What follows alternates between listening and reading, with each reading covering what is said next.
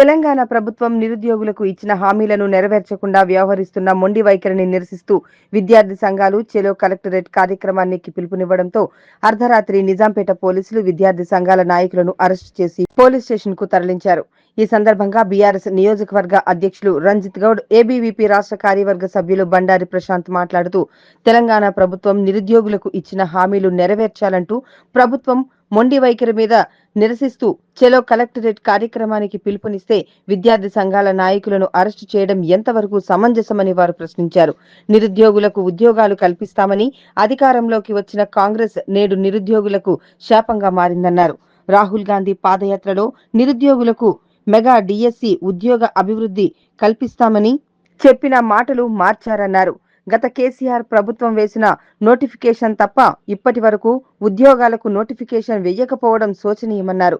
వెంటనే తెలంగాణలో మెగా డిఎస్సిని ప్రకటించి నిరుద్యోగులకు ఉద్యోగాలు కల్పించాలన్నారు. లేని పక్షంలో రానున్న రోజుల్లో విద్యార్థి సంఘాల నాయకుల ఆధ్వర్యంలో ఉద్యమాలు చేపడతామన్నారు.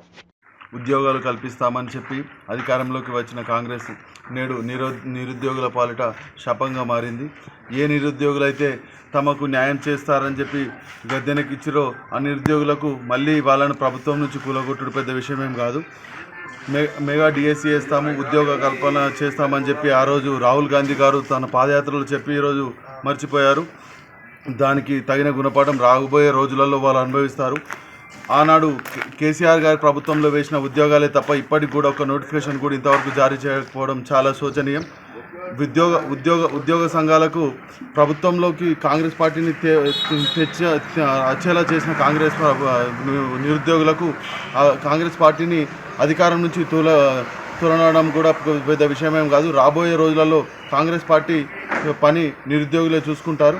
కావున నిరుద్యోగులకు ఇప్పటికైనా కాంగ్రెస్ పార్టీ తన వైఖరి మార్చుకొని ఉద్యోగాల కల్పనలో ముందుండాలి తప్ప విద్యార్థి సంఘాల నాయకులనే కానీ నిరుద్యోగ సంఘాల నాయకులే కానీ అరెస్ట్ చేయడం పైన దృష్టి సారించి ఉద్యోగ కల్పన పైన పెట్టాలని కోరుకుంటున్నాం.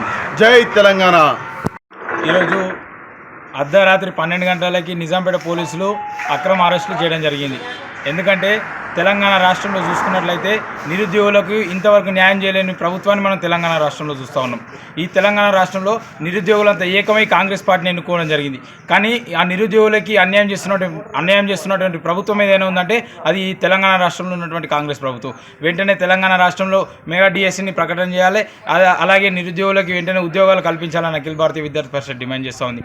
లేకపోతే ఉద్యమాలు చేసైనా రేవంత్ రెడ్డిని గద్దె దింపైనా మేము నిరుద్యోగులకు న్యాయం జరిగేంత వరకు అఖిల భారతీయ విద్యార్థి పరిషత్ పోరాడుతుందని తెలియజేస్తా ఉన్నాము. జై హింద్, జై భారత్.